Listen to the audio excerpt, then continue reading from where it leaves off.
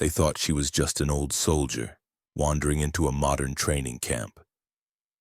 They laughed when she bowed. They ignored her when she stood alone.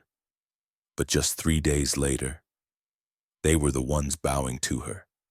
Not because of rank, not because of the title, but because they realized true respect doesn't need to shout. It only takes someone quiet enough to make an entire barracks fall silent. This is the story of a woman who didn't need an invitation to rekindle what was once sacred. Welcome to our channel. Before we dive into this powerful story, let me know in the comments which city in the world you're watching this from today. And if you think stories like this deserve to be heard, hit that subscribe button to support the channel. Monday morning at Fort Grantham began like any other. The fog hadn't fully lifted, and the sharp whistle for assembly cut through the cold air of the steel barracks.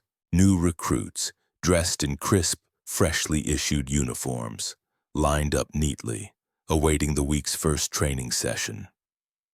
This was the Army's Advanced Close Quarters Combat Training Center, where only the fittest were selected to become warriors ready for battle at arm's length.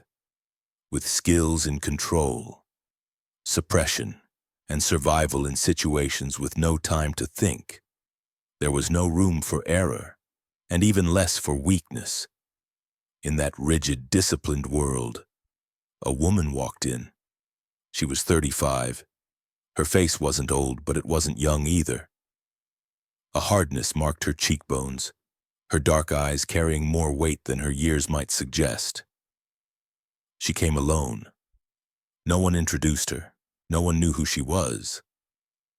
She wore a faded field uniform, old style, slightly worn at the shoulders and cuffs, with no name tag, no rank, no unit on her chest. She carried a canvas duffel and a scratched steel water canteen. Her black hair was tied back neatly, and her combat boots were worn at the heels. She crossed the training yard as if she knew every brick, every step, every echo from the camp's walls. But to the recruits gathered in the yard, she was nothing more than a misplaced clerk, someone who didn't belong. No one saluted her. A few glanced her way, smirked, and turned back. Some eyes judged silently. Some thought she was logistics staff. Others guessed she'd shown up to the wrong session. One whispered, "This auntie's probably from the kitchen." But no one called out. No one asked what she needed. And she didn't need to explain. She just stood there, hands relaxed, eyes forward, neither flustered nor waiting for guidance. Sergeant Tyler, the head instructor, young, sharp, and fond of energizing the training atmosphere, noticed her immediately. He stepped into the center of the yard, his voice clear and loud, pointing at her. "Everyone, we've got a newcomer today. Let's start with the most important thing, our salute. Step up, soldier, and show us a proper bow." The air grew slightly tense. A few recruits chuckled softly. She stepped forward, not fast, not slow. Her posture was straight, her step steady, her gaze unwavering. She reached the center of the yard, turned toward the front, and performed the salute. From her waist, she bowed deeply, keeping her back straight, shoulders relaxed, holding her breath before rising again with a slow, deliberate motion, just sharp enough. Nothing extraordinary, but nothing wrong. Tyler squinted, not quite satisfied. "Again," he said, "deeper. When we bow with full respect." She did it a second time, same as before. No more, no less. A small ripple of laughter came from the back of the line. Whispers followed. Someone mocked, "Bow lower, auntie." Tyler smirked, nodded, and continued. "One last time. Make it perfect this time. Set the example for the class." She bowed a third time, silently. No reaction. Same posture, same motion, same gaze. The whispers grew louder. A young female recruit covered her mouth, giggling with her friend. A few pulled out phones to record, as if this was unexpected entertainment. But she didn't care. She didn't bow again. She didn't turn and walk away. She simply stood tall again, said nothing, looked at no one, and waited until Tyler nodded and addressed the group. See, that's humility, a good example of the Army spirit. She took a small step back, turned, and walked to the end of the line.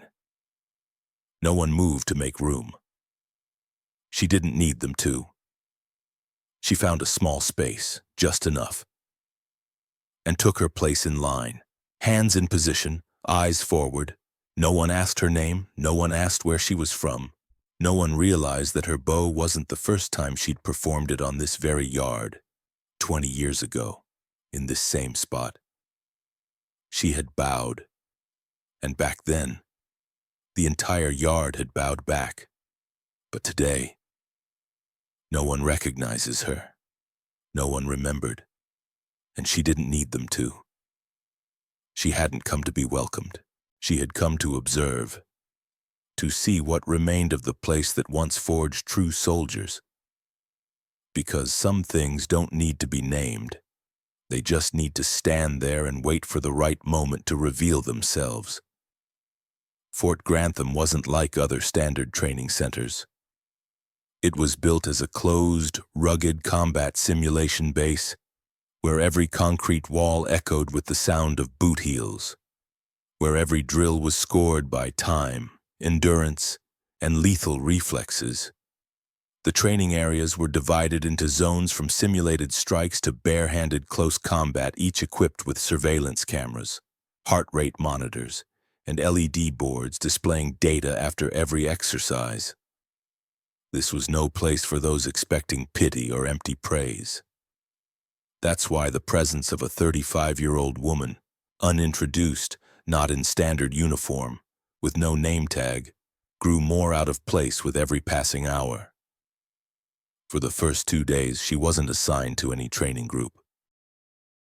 While soldiers paired up to practice arm locks, takedowns, and choke escapes, she stood on the sidelines, alone. No one called her name. No one partnered with her. Occasionally, when the lineup had an even number, she was called in not to train, but to serve as a model. She stood still, hands relaxed, letting others apply techniques, like a walking punching bag, a tethered post for testing strength. Once, Sergeant Tyler, chuckling, told a new recruit, "She won't react, just hit the technique right. Go on, don't hold back." She didn't argue, didn't dodge. She simply held her balance, letting the other strike, no tensing, no recoil. But if anyone was sharp enough, they'd notice that even when pulled, pushed, or grabbed by the shoulder, her center of gravity never shifted. Every contact stopped at its limit. Every moment was perfectly safe, not because of the attacker, but because the one taking the hits controlled everything. Yet no one noticed. To most in the camp, she was an outsider, irrelevant to the machine. During obstacle courses, while others trained to dodge simulated gunfire and climb barriers, she was tasked with carrying sandbags, cleaning the maintenance area, and organizing protective gear. A young lieutenant passing by muttered to his companion, not maliciously, just dismissively, probably a translator or some logistics staff, "Doesn't look like a real trainee." The other nodded. No further questions. No one asked anything about her, and no one knew why she was there or why she kept showing up at the training yard every morning like a true recruit. Setting up mats, warming up, and maintaining steady breaths through drills without a single instructor. During breaks, while others gathered to drink water, share tactical video clips, or practice moves on a combat app, she sat at the edge of the yard, back against an iron post, sometimes pulling a small cloth-bound notebook from her bag, jotting a few short lines, then tucking it away. Whispers started. Some said she was a reservist reassigned to a lower role. Others thought she was an internal evaluator. A few joked she'd been sent here as punishment, forced to retrain from scratch for breaking protocol. No one said these things to her face, and she never spoke up to refute them.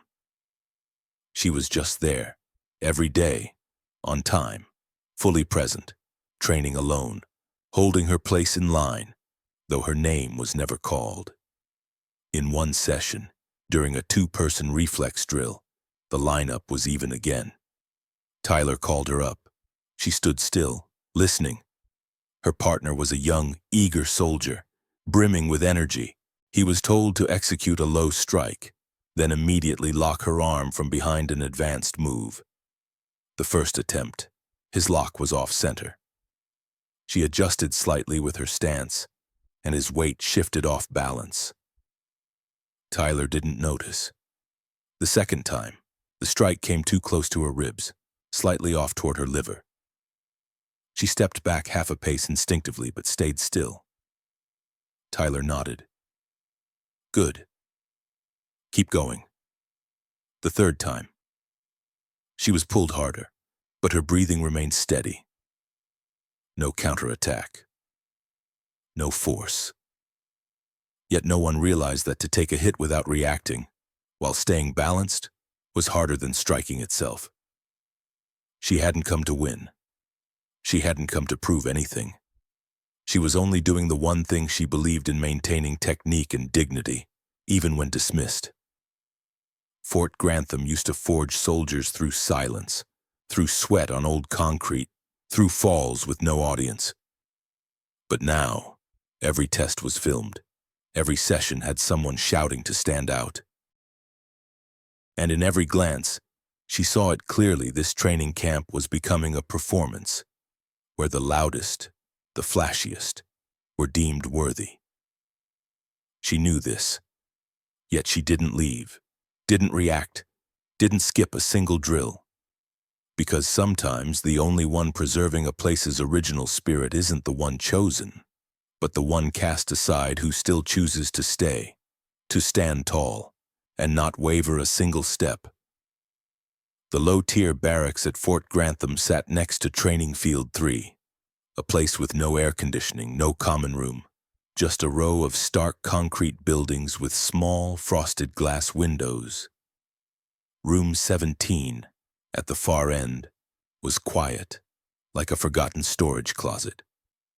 Gray walls and cold tile floor were furnished only with an iron bed, a small table holding a reading lamp, a coat hook, and a military steel trunk against the wall. Every night, after the entire camp fell silent, the 35-year-old woman sat under the dim yellow lamplight. No phone, no music. She quietly opened the trunk and pulled out relics from another world. Inside, beneath a carefully folded cloth, lay an old sand-colored uniform, its thick fabric softened by countless washes, frayed lightly at the elbows. It was her father, Lieutenant Colonel Michael Alden, a close combat instructor during the 2003 Iraq campaign, who had stood in the center of Fort Grantham's yard 2 decades ago, teaching the first lessons on balance, breath, reflexes, and stillness amid gunfire. On the left chest, a hand-stitched patch remained Alden, in silence, precision. The thread faded but intact. She laid the uniform on the bed, smoothing each crease as if speaking to a memory. Beneath it was a thick black leather folder, its edges worn soft by time. She opened it slowly, page by page, line by line, until the first page appeared: a certificate of ownership for Fort Grantham's training grounds, in her name. The black ink read, Elizabeth Alden, legal heir. Below are signatures from the Army representative and the transfer office, dated 3 years ago. On the anniversary of her father's death, no one in the camp knew. No one knew that the woman labeled Purpose Unclear was the legal owner of the entire facility: the training yard, the equipment systems, the logistics area, and operational control. After her father's fatal stroke, Fort Grantham had been handed over to a civilian training corporation to keep it running. The name Grantham Tactical Reflex Center was bolted to the gate, drills were shortened, and instruction shifted to a commercial model. What was once a place that forged quiet officers became a selective arena driven by competition scores, physical prowess, and camera-ready flair. She had quietly bought back operational rights through an anonymous fund named after her mother. No announcements, no ceremonies, no posted notices. Everything stayed as it was. From the overseer's nameplate to the instructor roster, she chose not to interfere, only to watch. At first, she believed the old values would endure, that if things ran their course, the Corps would shine through. But as time passed, she saw what her father had preserved being replaced not by something better, but by something flashier. She pulled a folded sheet from the trunk, a copy of the camp's rules from her father's time. The typed text had faded, but the last line stood clear. Handwritten in black ink, its elegant slant, unmistakable reflexes don't come from shouting, they come from silent resolve. She read it 3 times, not fast, not slow. Each word sank into the small, cold, concrete room. The lamplight fell on the old uniform, casting a shadow on the wall. The shadow leaned slightly left, just like her father's stance in the only photo she still had. She didn't cry, didn't smile. She placed the paper back in the trunk, closed the lid gently and sat still, hands on her knees. Outside, the wind whistled softly through the iron window slats. In her heart, there was no more anger. Only one thing remained: conviction. She wasn't an outsider. She hadn't come to relearn what was already in her blood. She came to see if Fort Grantham still deserved its name, and if no one else would preserve its original spirit, then perhaps she would be the last to stand, not to reclaim power, but to remind everyone of what should never have been forgotten. The inspection took place on a mild Friday morning. The main yard had been cleaned the night before, chairs aligned in perfect rows, electronic displays polished to a shine, and the American flag atop the center pole replaced with a fresh one. Fort Grantham that day felt more like a stage than a training ground. Pentagon representatives, strategic sponsors, senior training officers from 3 nearby military zones, and a few special guests were invited to observe the tactical combat demonstration showcase, a program highlighting top candidates in close quarters combat. Under the golden sunlight, the yard gleamed with an unfamiliar brilliance. The mood was serious, but everyone sensed a subtle tension in each step, each cadence, each uniform adjustment, as if all were striving to project their best image, not for the instructors, but for the cameras and the eyes in the stands. The standout that morning was Private Travers, a young, agile soldier, nearly 6'3", with exceptional strength and reflexes. He was chosen to lead a group demonstrating a combination of counterattacks and blind-angle offensive moves. Facing him was a smaller recruit, a head shorter, visibly nervous. The stands fell silent. All eyes were locked on the yard. The first strike went as scripted, fast, clean. But in the second round, as Travers spun for a right leg roundhouse kick, his movement veered off the safe axis. His leg swung too high, slamming directly into his opponent's ribs. The kick was heavy, uncontrolled. The smaller recruit was thrown out of the marked zone, crashing back first onto the hard ground. A faint groan escaped, then silence. He didn't get up. The yard froze. Everything hung still for a few seconds. No one called a halt. No one rushed forward. Trevor glanced around, waiting for a reaction. The head instructor hesitated mid-step, eyes flicking toward the organizers. An officer tried to look calm. A few trainees exchanged glances but stayed put. She, the 35-year-old woman standing quietly at the yard's edge, moved, not rushed, not startled, one step, then another. Her boots met the ground with a soft but firm sound, like a gentle tap on a dusty memory. She knelt beside the recruit, checked his breathing, lightly touched his ribs and asked a quiet question. He nodded, still conscious, just in pain, winded. She adjusted his position, placed a hand on his shoulder, told him to stay still for a moment, then gently helped him sit up. No complaints, no panic, no blame. She picked up the training belt that had flown off him and placed it in his hands, then stood. Not a word. No call to continue. She walked to the center of the yard. No one told her to. No one dared stop her. She set her stance, measured the distance between her feet, aligned her balance, and raised her arms to eye level. Then she began the entire sequence again.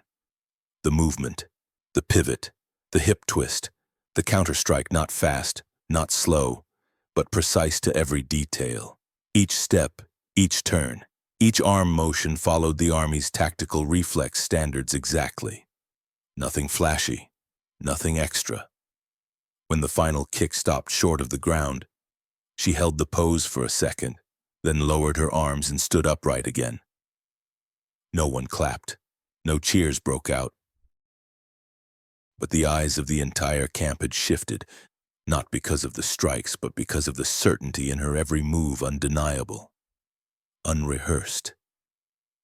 She didn't speak, didn't look around, didn't wait for judgment. She returned to her spot, standing as she had before. They still hadn't called her name.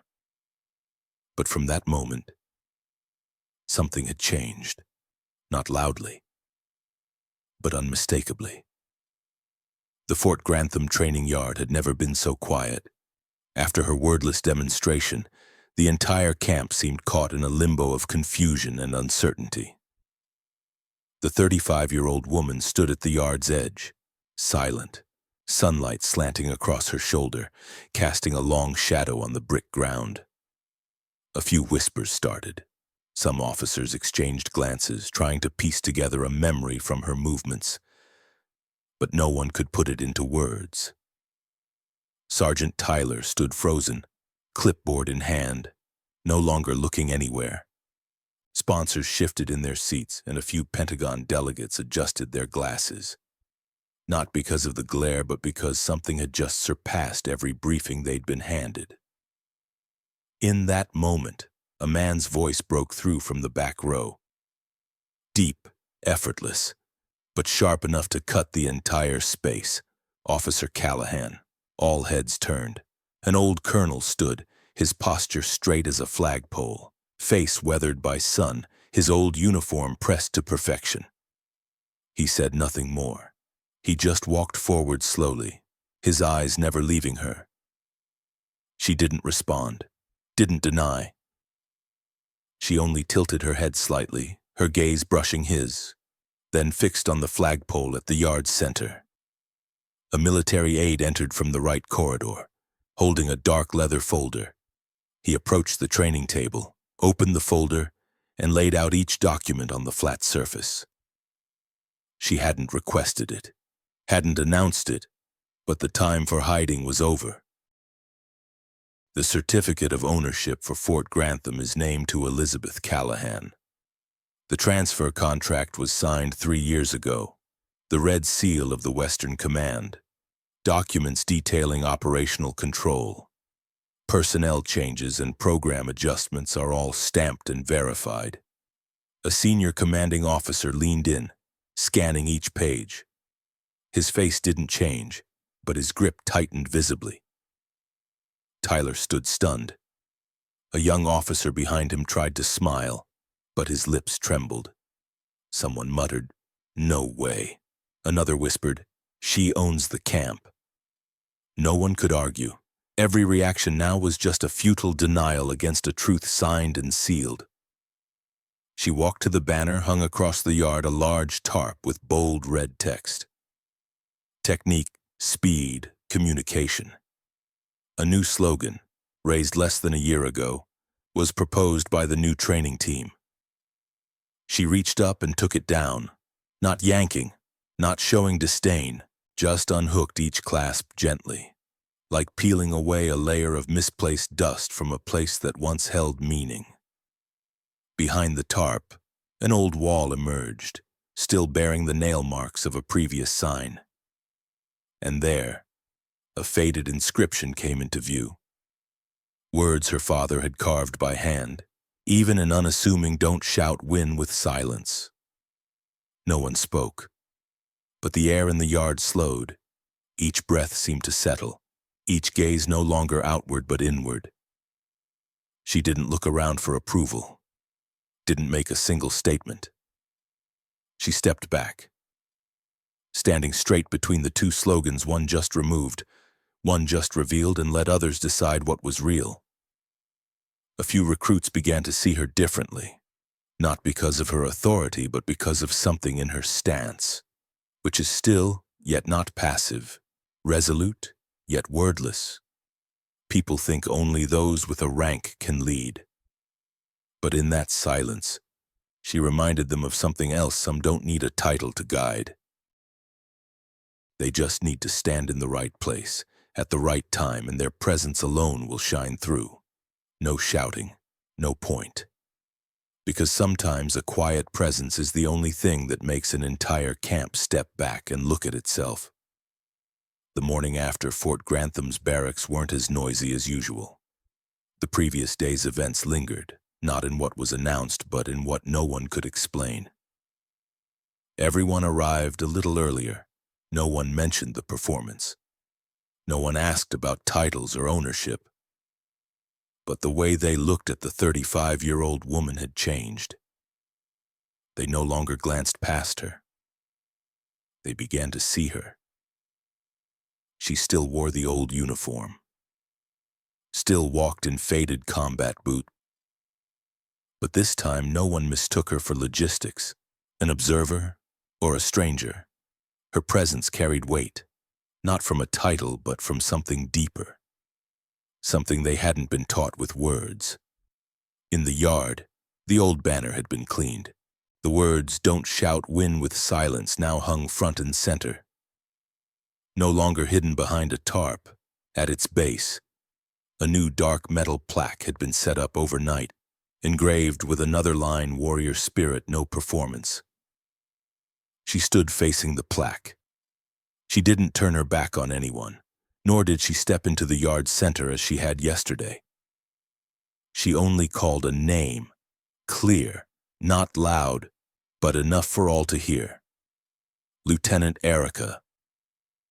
From the line of instructors, a young woman stepped forward, tall, lean, her face calm, not particularly standout, not often mentioned. But those who trained with her remembered she was the only one who didn't yell during instruction, the only one who knelt to adjust a rejected recruit's stance, the only one who never turned away when others stepped back. Erica approached. She wasn't surprised, nor hesitant. She just nodded slightly and waited. The woman who had restored respect by holding fast to principle now stood before someone who had done the same, far more quietly. No documents, no formal ceremony, no signed papers, just a look, a nod, and a single sentence that carried the weight of a generation. "From now on, this training camp is yours to preserve." Erica didn't question it. She exhaled softly, a breath that released something long held back. Not because she dreamed of being handed authority, but because, perhaps, she'd once thought no one would ever stand up to revive the old ways. Now things were different, and she understood. It wasn't an assignment. It was a passing of spirit. She nodded, said nothing more. The 35-year-old woman stepped back, not from her role, but to give space. She knelt, removed her military boots, and placed them beside the plaque reading "Warrior Spirit, No Performance." A simple gesture, but to those watching, it was a ritual. No one told them what to do. No one gave an order.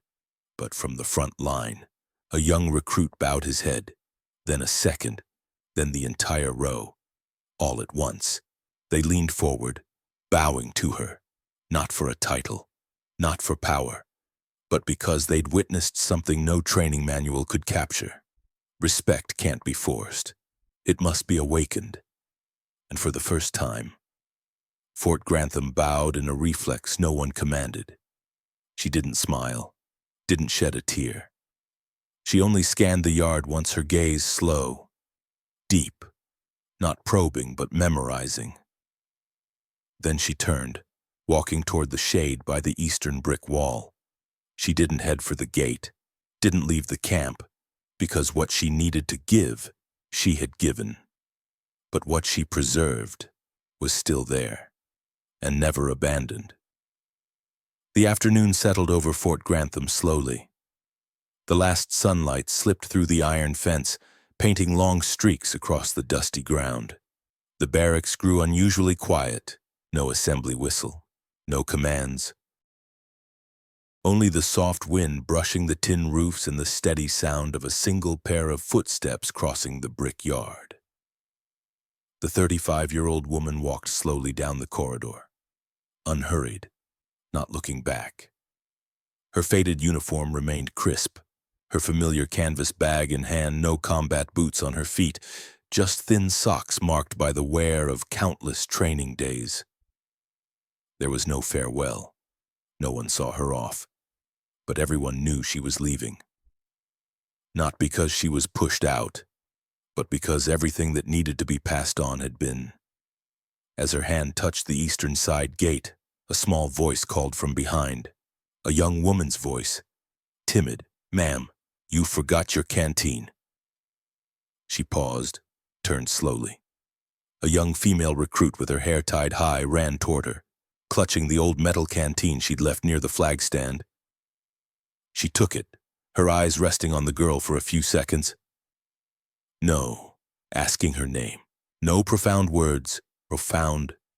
Just a smile, not bright, not formal, but enough to ease something stirring in the girl across from her.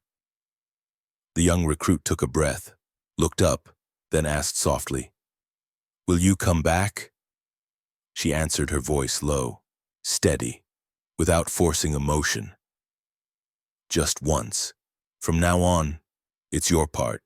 No explanation needed, no lecture given, just one sentence. But enough for the girl to understand she was being handed something greater than technique, beyond drills, beyond achievements. Inside the camp, in that moment, the old banner had been raised again by hand, a simple tan cloth with plain black text. "Don't shout, win with silence." No background music, no chanted slogans, no drums, no fanfare, no cameras. Only the eyes of those who once dismissed her now silently glancing at each other, then at her, and understanding. She hadn't taken anything back. She'd reminded them of something they'd forgotten. She didn't look back one last time. Didn't need to stand center stage to be acknowledged. She only nodded lightly to the young girl, then turned, stepping through the camp gate. The evening shadow draped over her shoulders, stretching across the ground like a simple but steadfast stroke. No one called after her, but no one turned away. She passed through the fence where 3 days ago she'd entered as a stranger, now leaving as a living memory rekindled in a camp that thought itself strong enough. True strength isn't in shouting, nor in banners. It's in standing still at the right moment. The 35-year-old woman didn't need to prove anything. She only needed to choose when to step away. And everyone knew they'd been wrong. Some people don't need to be named to be remembered. They just need to appear at the right time and leave something that makes everyone look at themselves again. If this story touched you, Share it with someone else quietly walking their path without demanding to be seen. Don't forget to subscribe to the channel to catch more stories about silent strength and unwavering resolve. And if you have something to share, leave a comment below. I'll read them all. Thank you for listening.